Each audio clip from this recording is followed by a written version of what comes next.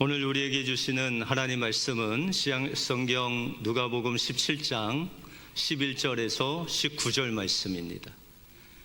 누가복음 17장 11절에서 19절 말씀입니다. 예수께서 예루살렘으로 가실 때에 사마리아와 갈릴리 사이로 지나가시다가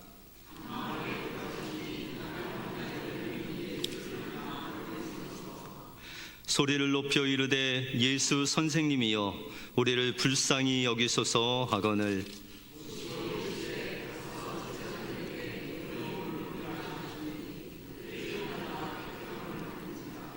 그 중에 한 사람이 자기가 낳은 것을 보고 큰 소리로 하나님께 영광을 돌리며 돌아와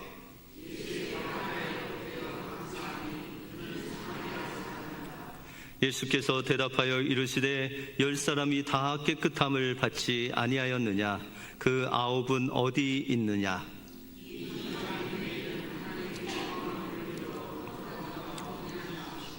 같이 읽겠습니다. 그에게 이르시되 일어나 가라, 내 믿음이 너를 구원하였느니라 하시더라. 아멘.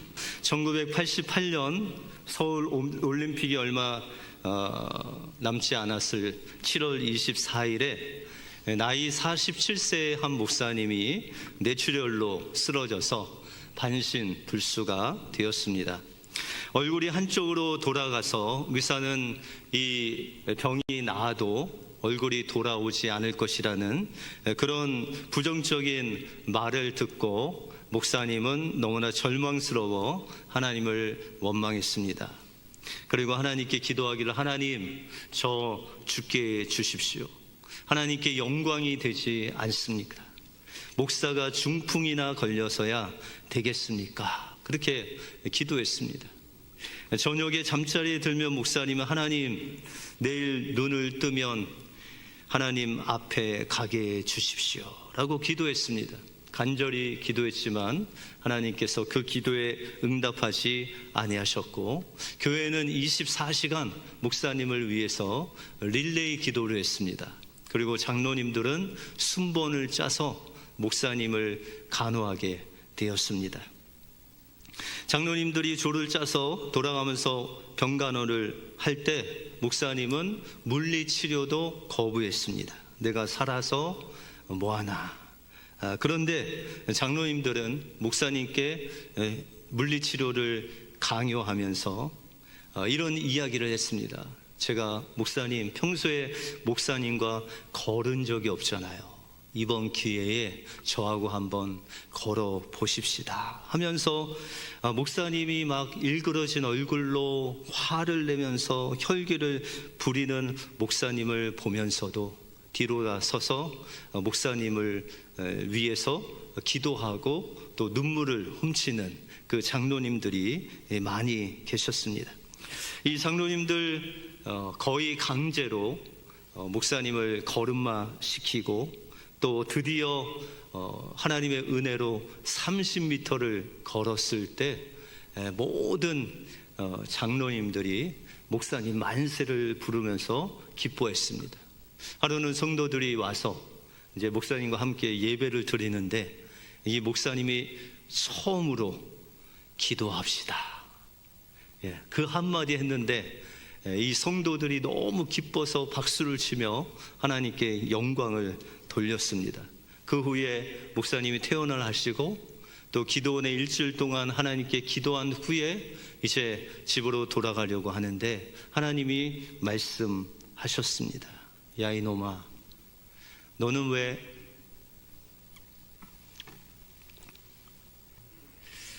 감사할 줄을 모르냐? 그때 목사님이 이 몸으로 무슨 감사입니까 하나님? 그랬대요.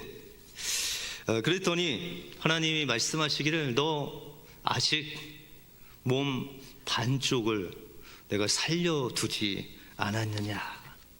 그때 목사님이 하나님 앞에 꼬꾸라져서 자신의 감사하지 않은 것을 감사하면서 눈물로 회개하면서 하나님께 기도했습니다. 하나님 감사합니다.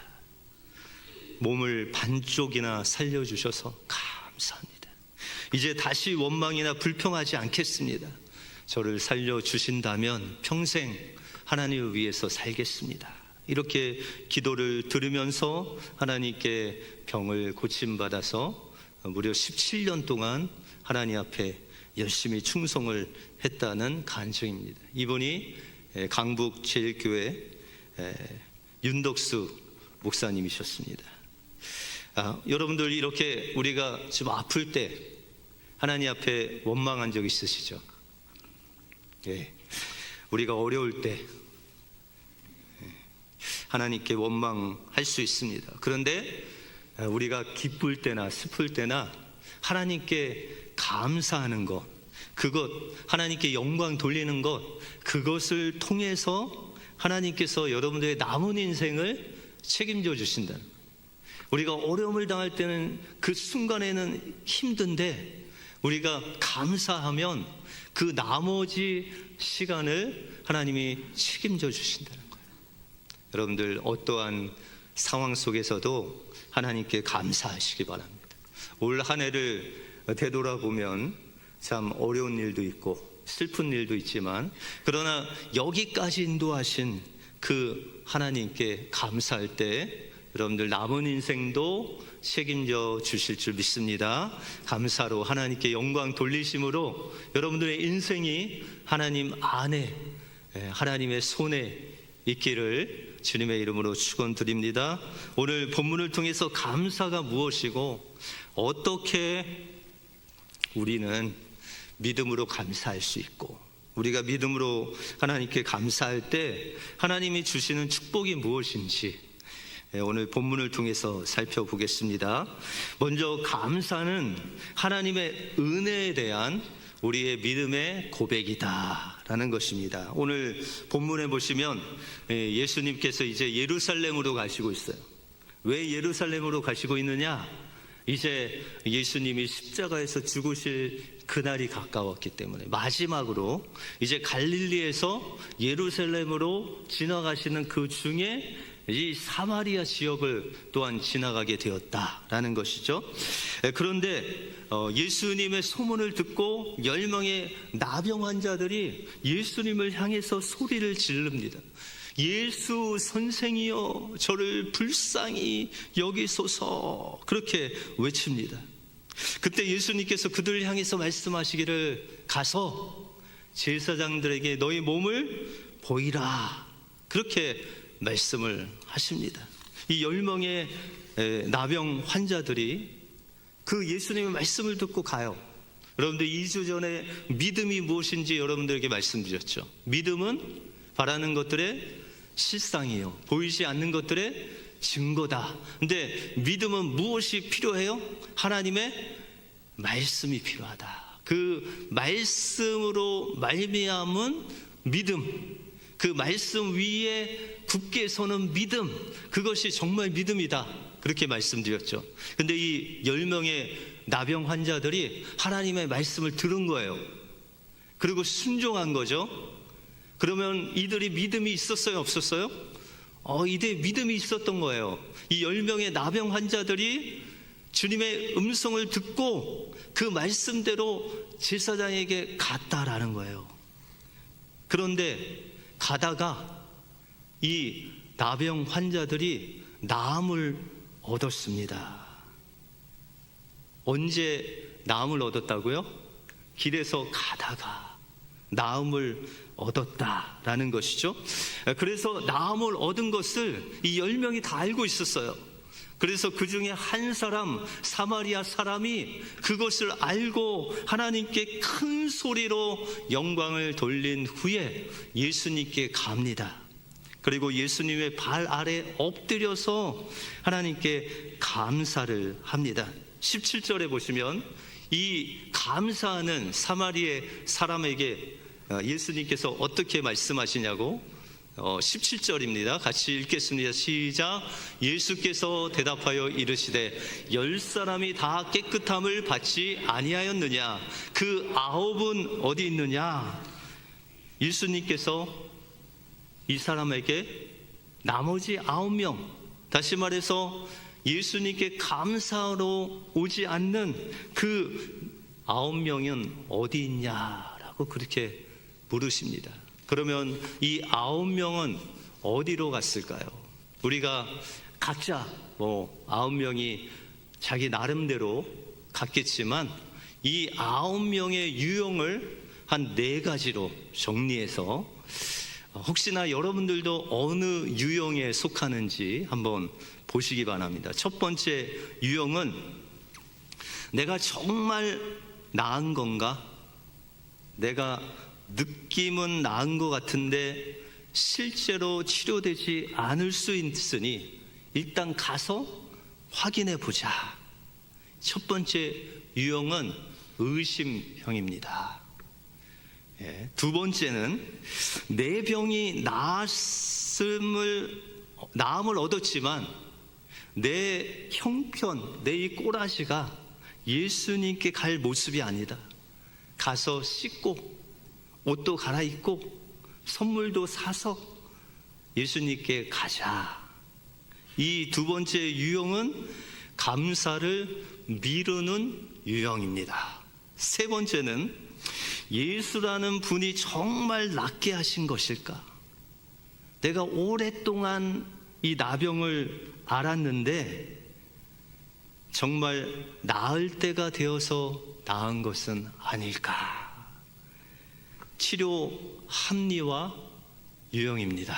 마지막으로 내가 다시 가서 이 9명의 나음을 얻은 나병 환자도 그 마음속에는 감사의 마음이 있었는데 괜히 내가 예수님께 가서 감사하다가 많은 사람들이 몰려오고 시끄러워지고 복잡해지면 또 문제가 있을 수 있으니 그냥 혼자 집에 가서 마음속으로 감사하자. 이런 소극적인 유형이 있습니다.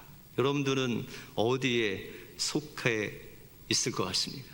저는 곰곰이 생각하니까 저도 예수님의 말씀을 듣고 병을 낫기 때문에 예수님 말씀대로 제사장에게 먼저 가지 않았을까? 그런 유형입니다. 저는. 여러분들은 어떤 유형 같아요? 그런데 우리의 모습을 보면 참 우리 중심이다. 우리 중심적이다. 내 중심적으로 생각한다. 우리가 힘들고 급하면 주님께 나와서 울고 불고 간절히 매달리다가 문제 해결되면 어떻게 해요? 생각이 많아져요. 의심도 나고 또 미루고 그냥 마음으로 감사하면 되지, 이렇게 내 힘으로 문제를 해결한 것 같이 그렇게 나에게 영광을 돌리는 우리의 모습을 본다라는 것입니다. 근데 오늘 본문에는 그럼에도 불구하고 우리의 유형이 어찌 했든지 의심이 나고 또 소극적이고 또한 합리화시키는 내 모습은 내 모습이지만 반드시 우리가 감사해야 할 조건이 있다. 감사해야만 된다. 그 이유가 무엇이냐? 바로 감사한 자와 감사하지 않은 자의 엄청난 구원의 차이가 있기 때문입니다. 여러분들 19절에 보시면 같이 읽겠습니다. 시작. 그에게 이르시되 일어나 가라, 내 믿음이 너를 구원하였느니라 하시더라. 예수님께서 그 한 사람 사마리아 사람에게 뭐라고 말씀하세요? 지금 내 믿음이 너를 구원하였다. 지금 10명의 나병 환자가 그의 병에서 구원을 받았죠. 그런데 여기서 말씀하시는 믿음으로 구원받은 건 뭐예요? 육신이 아니라 그의 영혼이 구원받았다라고 그렇게 말씀하고 있다라는 것입니다. 다시 말해서 사마리아 사람의 믿음은 어떤 믿음이냐? 바로 그 영혼이 구원받게 하는 놀라운 믿음이었다라는 것입니다.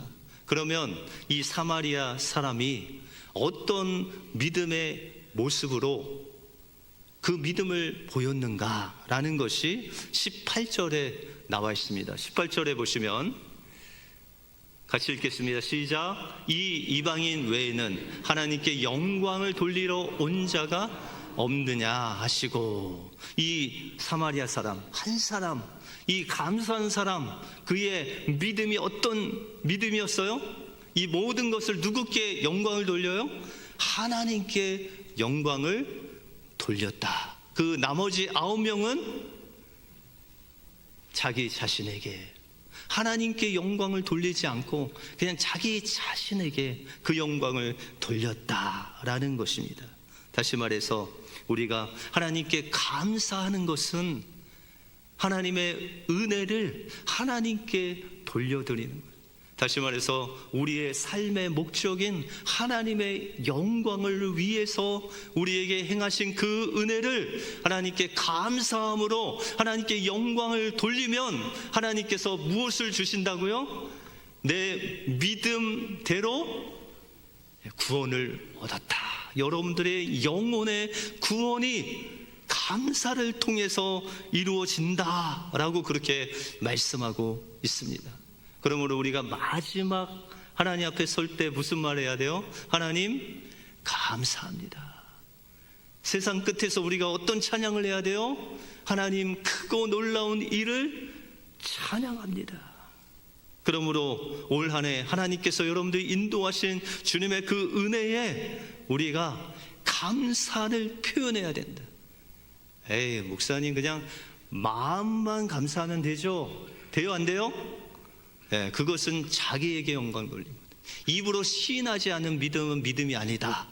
다시 말해서 감사는 표현이 필요하고 그것을 통해서 하나님께 영광이 돌려져야 그제서야 그것을 하나님께서 받으시는 감사가 된다라는 것을 기억하시고, 한 해 동안 하나님께 감사한 제목들, 하나님께 감사하려고 밀어놓은 그 감사의 모든 제목들을 이제 다음 주에 여러분들 감사로 하나님께 영광 돌리고 표현하고 하나님께만 영광 돌리심으로 하나님께서 주시는 그 영혼의 구원의 기쁨을 맛보시는 여러분들의 삶이 되시길 주님의 이름으로 축원드립니다.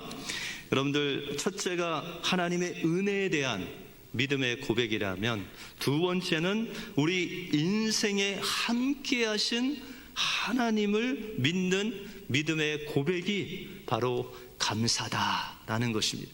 여러분들 인생에 하나님이 함께 하시는 것을 믿음으로 고백하는 것, 그것이 감사다라는 것이죠. 예수님은 감사하는 이 사마리아 사람에게 질문을 하시죠. 나머지 9명은 어디 있느냐, 그렇게 물으세요. 여러분들, 나머지 9명은 은혜가 없어서 예수님께 안 갔어요? 여러분들, 우리가 감사하지 않는 것은 하나님께서 여러분들에게 은혜를 주시지 않아서예요? 아니면 믿음이 없어서예요? 네, 은혜가 없어서가 아니라는 거예요. 이것은 믿음의 문제라는 거예요. 은혜의 문제가 아니라는 거예요. 왜냐하면 이 10사람에게 모두 하나님께서 은혜를 주셨죠. 어떤 은혜? 그 말씀으로 나병을 치료하시는 그 놀라운 구원의 은혜를 이들에게 모두 베푸셨다는 거예요. 예수님께서 십자가에 죽으실 때 그 사랑은 여러분들 모두에게 베푸신 하나님의 은혜다라는 것이에요. 그런데 그 은혜를 받은 우리가 감사하지 못하는 것은 무슨 문제라고요? 믿음의 문제다라는 것이죠. 이스라엘 백성들이 지난주에 홍해를 건넌 다음에 찬양했잖아요. 하나님의 그 크고 놀라우신 그 구원의 역사, 그 말탄 자들을 그 바다 속으로 매장시키시는 그 수장하신 하나님의 놀라운 능력을 찬양했잖아요. 그런데 40년 동안 그 찬양이 이어져야 되는데 이스라엘 백성들은 뭐 했어요? 원망과 불평을 했어요. 그러면 하나님께서 그들에게 광야 40년 동안 은혜를 주시지 않아서 불평했을까요? 그들이 믿음이 없어서 불평했을까요? 예, 믿음이 없어서 불평했어요. 그런데 이스라엘 백성들 모두 그 1세대 한 명도 빼놓지 않고 그렇게 원망하고 불평하고 여호수아와 갈렙 빼고는 다 불평을 했는데 그들을 인도한 모세가 하나님께 지금 감사하고 있습니다. 신명기 2장 7절에 보시면 같이 한번 읽겠습니다. 시작. 내 하나님 여호와께서 내가 하는 모든 일에 내게 복을 주시고 내가 이 큰 광야에 두루 다님을 알고 내 하나님 여호와께서 이 40년 동안을 너와 함께 하셨으므로 내게 부족함이 없었느니라 하시기로. 모세는 지금 40년을 회상하면서 고백하는 거예요. 이스라엘 백성들에게 말하기를 너희가 40년 동안 무엇이 없다? 부족함이 없었다. 그렇게 말씀하고 있어요. 이스라엘 백성들이 거의 300만이 되는 이 엄청난 민족이 사막에서 살아요. 하루에 얼마큼 먹을까요? 얼마가 필요할까요? 이 한 끼 먹는데 얼마가 필요할까요? 엄청난 돈이 필요할 겁니다. 그런데 하나님께서 그걸 다 먹이셨어요. 다 입히셨어요. 다 하나님께서 그 발에 신이 닳지 않도록 인도하셨어요. 그런데 이스라엘 백성들은 뭐 했다고요? 원망과 불평했어요. 그런데 인간의 눈으로 보면 이스라엘이 좀 이해가 돼요. 왜냐하면 그 사막에 그 땡편에서 1년도 아니고 40년 동안 그 광야 생활을 했어요. 그들에게 집이 있었어요? 없었어요? 집이 없었어요.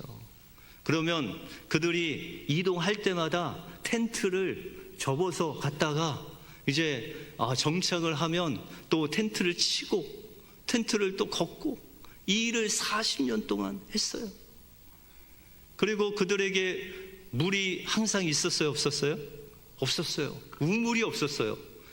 거기 가면은 물이 있는 그 장소가 없었어요.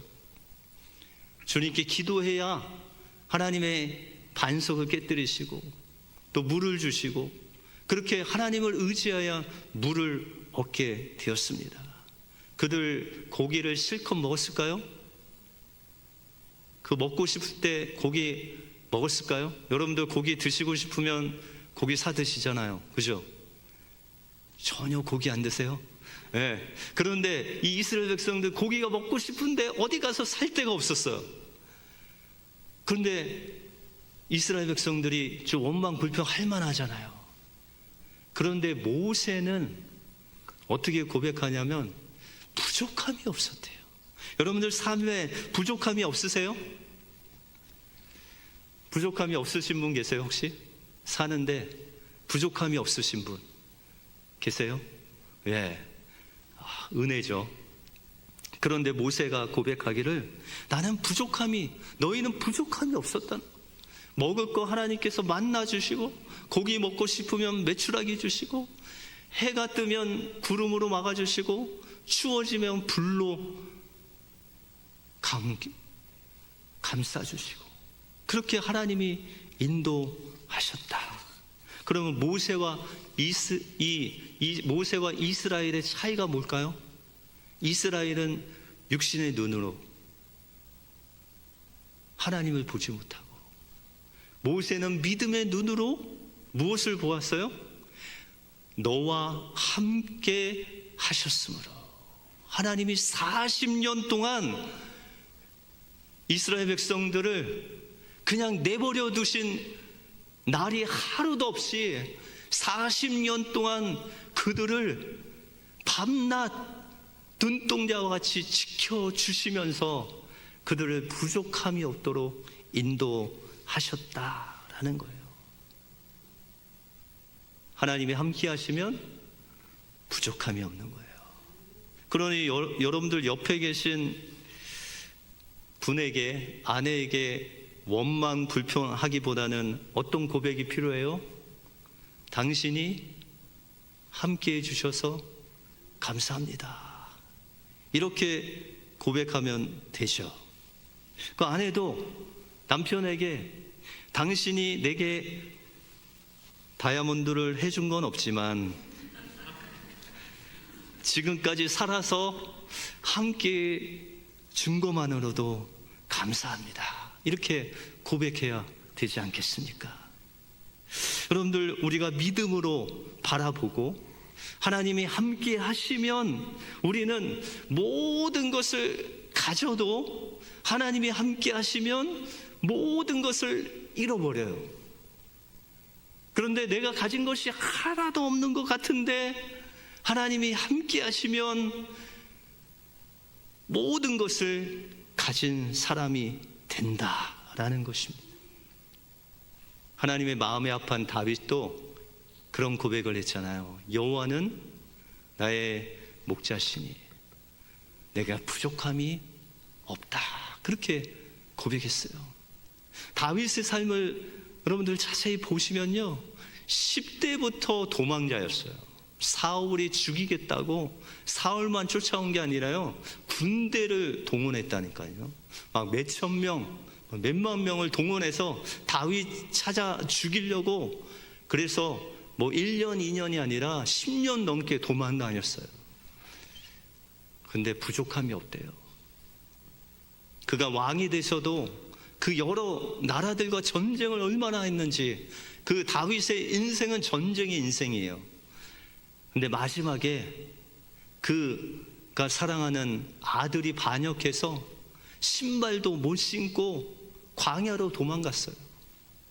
그런데 다윗이 고백하기를 나는 부족함이 없는 사람이다.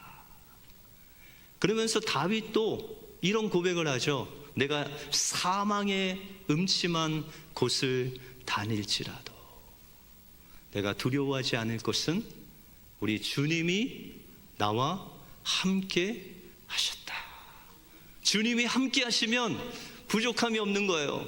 아무리 많이 가져도 주님이 없으면 부족한 거예요. 그러므로 우리의 믿음의 기준은 하나님이 함께 하시느냐, 함께 하시지 않느냐. 그런데 하나님께 감사한 것은 하나님께서 우리에게 약속하셨어요. 마태복음 28장 20절에 보시면 하나님께서 세상 끝날까지 여러분들과 저와 함께 있으리라 약속하셨어요. 그러니까 하나님은 변치 않으셔요. 하나님은 늘 여러분들과 함께 하셔요.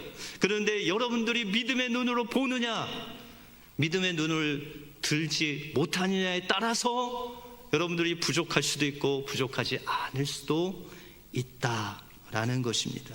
그러므로 우리가 하나님이 함께 하시는 것을 날마다 경험하여 살기 위해서는 우리의 삶 속에 감사가, 믿음이 훈련돼야 돼요. 그냥 우리가 믿음이 있는 것도 아니고 이 믿음은 훈련을 통해서, 믿음의 눈으로 보는 그 훈련을 통해서 하나님을 볼 수 있는 그 믿음이 생긴다라는 것입니다. 그러므로 여러분들 부부간에 어떻게 하면 감사가 많아진다고요? 아내는 지금 남편의 모습을 그대로 만족하면서 감사해야지요. 하나님, 제가 무엇이간데 이렇게 좋은 남편을 주셔서, 저 사람은 나하고 살 사람이 아닌데 내 남편은 하나님의 선물입니다.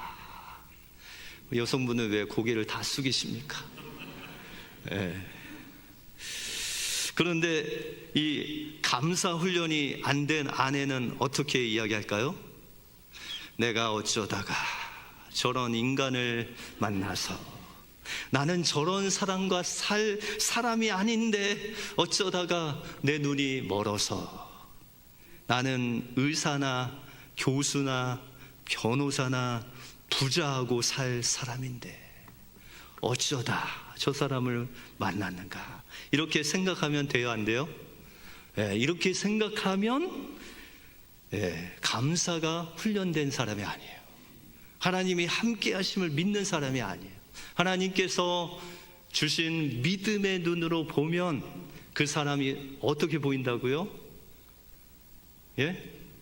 그냥 눈에 두고 보기에도 아까운 그런 특별한 존재를 하나님께서 나에게 주셨다. 왜냐하면 하나님도 여러분들 한 사람 한 사람 보실 때 너무 기뻐서, 스바냐 3장 16절에 보시면 내가 너를 봤는데 너무 사랑스럽고 기뻐서 내가 견디질 못하겠다. 그렇게 하나님이 여러분들 보시면서 말씀하세요. 그리고 하나님이 보실 때 그런 특별한 존재라면 우리 인생이 볼지라도 그런 특별한 인생이 바로 여러분들 한 사람 한 사람이다 라는 것입니다.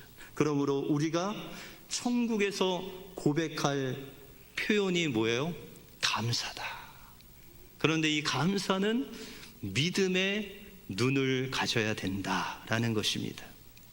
터키 선교사였던 김요한 선교사님이 터키 선교사로 있을 때 전도를 하다가 체포돼서 감옥에 여러 번 들어갔습니다. 그런데 감옥에 들어가면 그냥 감옥에 있는 것이 아니라 그냥 고문을 하는 거예요. 그래서 급기야 기억이 상실될 정도로 그렇게 고문을 받으셨대요. 그렇게 전도하다가 감옥에 가고 전도하다가 감옥에 가서 고문받고 그러다가 어느 날 또 전도하다가 걸린 거예요. 경찰에 붙잡혔는데 다시 고문 당할 생각을 하니까 그 마음속에 믿음이 약해져서 하나님께 원망이 나오더래요. 그런데 하나님께서 그런 고난 후에 이제 터키가 아닌 영국에 있는 터키 사람들을 섬기기 위해서 하나님께서 그곳으로 터키 교회로 영국에 있는 터키 교회로 담임 목사로 보내셨어요. 그런데 그 터키 그리스도인들 영국에 있는 터키 성도들이 목사님이 오신다니까 너무 좋아하는 거예요. 그래서 왜 좋아하나 자세히 봤더니 이 터키 사람들이 영국에 있는 대부분의 터키 사람들, 특별히 그리스도인들은 터키 지역에서 복음을 전하다가 경찰에게 잡혀서 고문받고 힘들게 감옥살이 하다가 풀려나서 온 사람이 대부분이래요. 그런데 자기들과 같이 그렇게 옥살이를 경험한 그것도 동양인 목사님이 온다고 하니까 너무 기쁜 거예요.